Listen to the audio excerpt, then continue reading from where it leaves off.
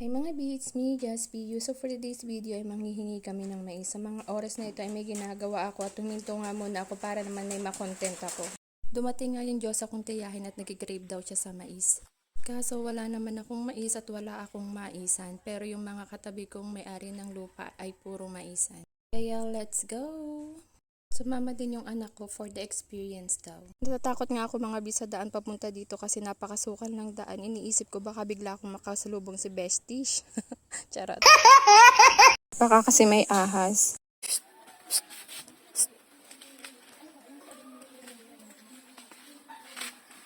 Hindi sila bakula. Hindi sila bakula. Kani. Dili ka tin. Bakula. Tama ba yung pagpitas ko? Ito Sorry, Aray, ano ba naman ito? Ang daming balat. Ay, pangit. It's bungi. ang dami. Nakuha ko ang pangit. Bungi. Di bukas masarap yung binarit. Ano ito man yung parabidyo ko? Papaya. Babalik ako.